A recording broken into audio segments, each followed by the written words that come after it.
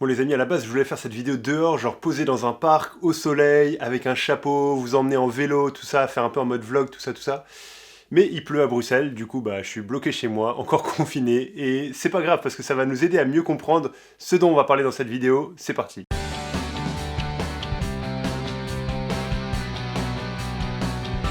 Je lance une nouvelle série, comme tu as vu dans le titre, clichés évangéliques. On va voir ensemble certains clichés que l'on a dans le monde évangélique, ou en tant que chrétien qu'on peut avoir, et pour essayer d'avoir un peu plus de vérité, un peu plus de clarté là-dessus, sur différents sujets. Et alors tu te demandes peut-être c'est quoi un cliché, qu'est-ce qu'on entend par cliché? Ben en fait c'est un bon exemple là, de ce que je suis bloqué chez moi parce qu'il pleut à Bruxelles, parce que souvent on dit « Ah, il pleut toujours à Bruxelles, il fait toujours moche en Belgique ». Ben en fait c'est pas vrai, c'est un cliché, il fait pas toujours moche en Belgique. Hier j'étais en short, tranquille, il faisait beau, voilà, et il y a beaucoup de moments dans l'année où il fait beau, donc c'est pas tout à fait vrai. Mais c'est un peu basé sur quelque chose qui est quand même vrai, parce que voilà, là je suis bloqué chez moi, je voulais sortir alors qu'il pleut, donc c'est vrai qu'il fait pas toujours super beau à Bruxelles. Mais donc c'est un cliché, on peut pas dire il fait toujours moche à Bruxelles, il fait toujours moche en Belgique. Et c'est de clichés comme ça qu'on va parler par rapport à la foi chrétienne, par rapport à la théologie, et un peu en lien avec mon nouveau livre que je sors le 26 juin, Soif de plus, 42 vérités pour enraciner ta foi. C'est un survol de théologie, c'est un livre de théologie pour les jeunes, et du coup quand on entend le mot théologie, on peut avoir plein de clichés, plein de choses qui nous viennent en tête. Une des premières choses qu'on pourrait penser, et c'est ce dont on va parler dans cette vidéo, c'est que la théologie c'est ennuyeux, ou ennuyant. En fait je sais pas, ennuyeux ou ennuyant, je sais pas c'est quoi la différence. Attends, je regarde sur Google, ennuyeux ou ennuyant.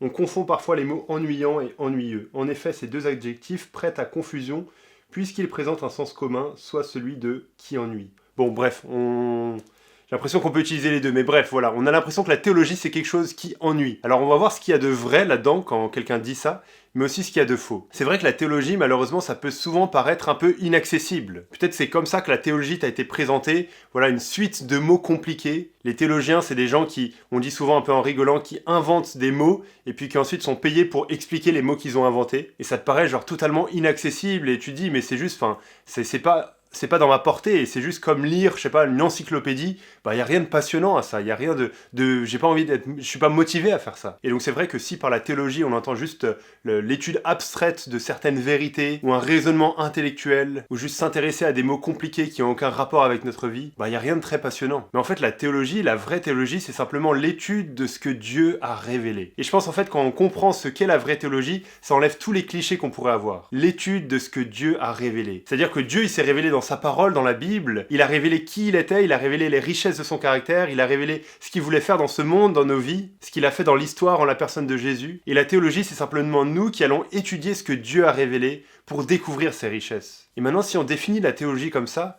bah, y a rien de plus passionnant dans un sens. Pour l'être humain, de comprendre davantage qui est Dieu. De creuser ce que Dieu a révélé, le Dieu, l'univers qui s'est manifesté à nous. Et c'est pas ennuyant ou ennuyeux, tu choisis ce que tu veux, parce que ça nous aide à répondre aux questions les plus importantes de la vie. De pourquoi est-ce que je suis sur Terre, de comment être en bonne relation avec Dieu, de comment vivre une vie qui glorifie Dieu, qui honore Dieu. Ça, c'est ce qu'il y a de plus important dans le monde. Et il n'y a aucun sujet d'étude qui est plus important que ça, et même qui est plus pratique que ça. Ça, on aura l'occasion d'y revenir dans d'autres vidéos ou d'autres clichés. Maintenant, je dis pas que d'étudier ce que Dieu a révélé ne peut pas être compliqué. On doit réaliser que Dieu nous dépasse, que Dieu est au-dessus de nous. Et donc forcément, ça va impliquer qu'on va devoir faire chauffer notre cerveau, qu'on va devoir réfléchir, qu'on va devoir être confronté à des problèmes qu'on n'arrive pas à résoudre, se poser des questions. Mais faire ça, ça vaut le coup parce que, ultimement, ça va nous aider à mieux comprendre qui Dieu est et comment il agit dans ce monde. Et je suis d'accord aussi que la théologie peut parfois paraître un peu intimidante, nous paraître inaccessible, surtout en tant que jeune, si on vient de se convertir, si on est chrétien depuis pas très longtemps. Et c'est justement pour ça que j'ai écrit ce livre, Soif de plus. Alors oui, tu vois où j'en arrive, je fais un peu de pub, mais mon but dans ce livre, c'était vraiment de montrer que la théologie, c'était passionnant